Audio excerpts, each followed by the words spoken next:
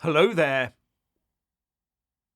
The government is refusing to back down on no farmers, no food, no future. But neither are our farmers.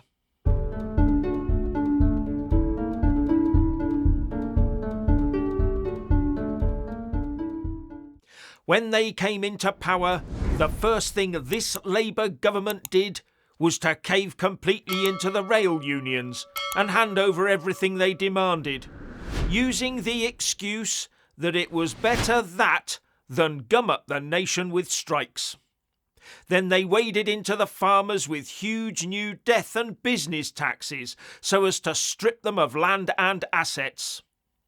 And now that the farmers have responded with warning shot after warning shot, the government sails blithely on ignoring them.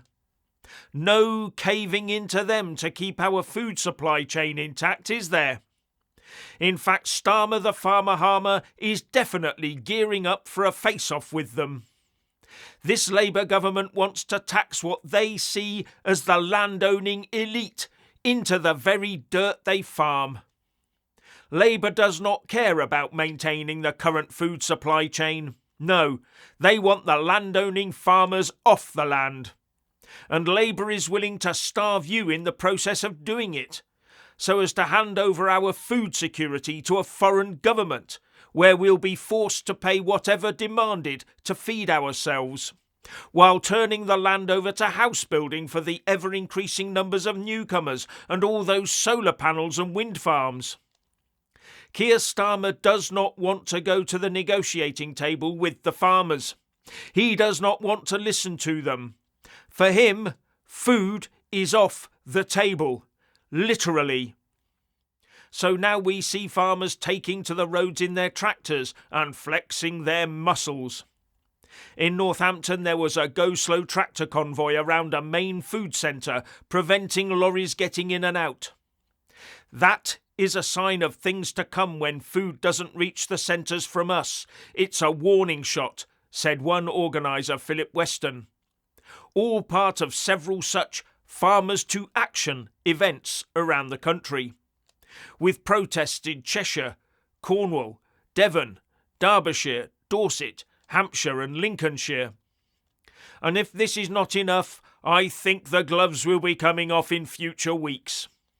Farmers Weekly reported, angry farmers across the UK are taking their tractors to the streets today in a national day of action against government anti-farming policies led by the recently formed lobby group Farmers to Action.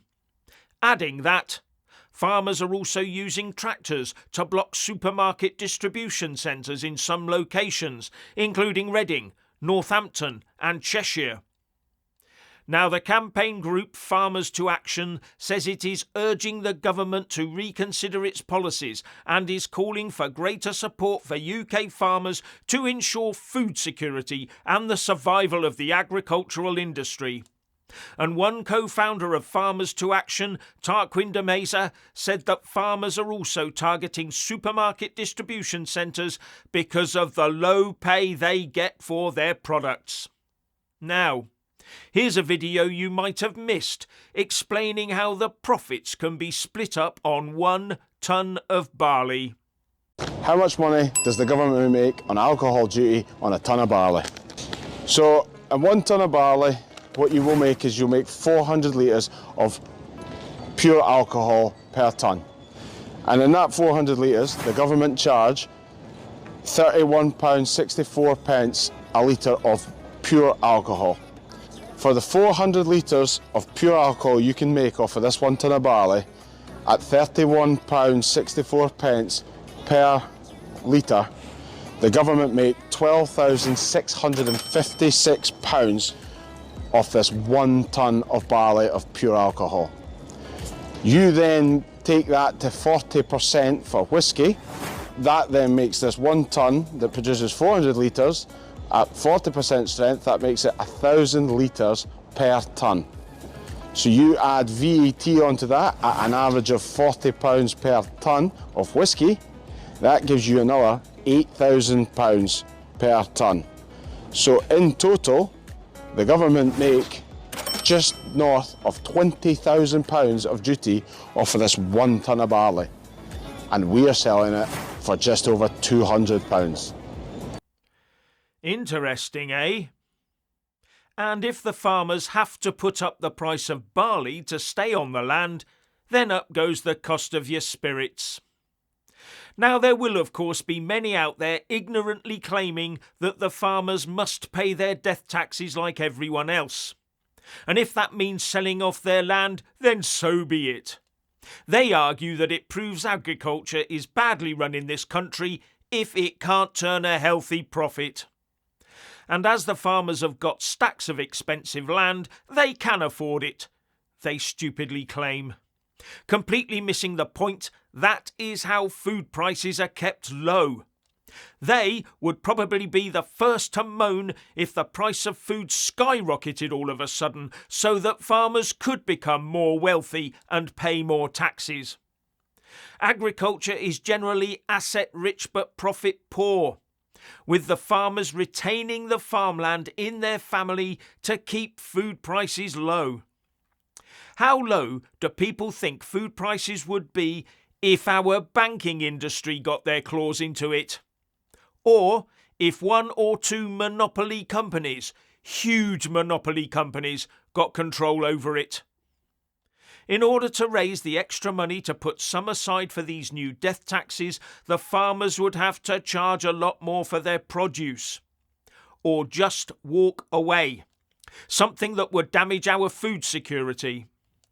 As an example of what stupid uniparty government policies do, just look at our energy security right now. Our gas reserves have plummeted at exactly the predictable time of the year when we should have a plentiful energy backup to cater for this sunless, windless period. But no, we have a falling nuclear capability and a net zero obsessed uniparty establishment hell-bent on shutting down our energy security and our economy. We are definitely in blackout territory right now. And as this gets worse over the next few years, we can look forward to enforced rolling blackouts and staggered energy use by business so as to reduce spikes in energy demand. And right now we have just 1 week of gas supplies left. It's oft been said that many are left to choose between heating and eating.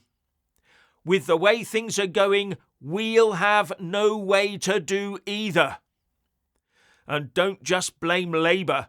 The whole establishment going back decades is to blame.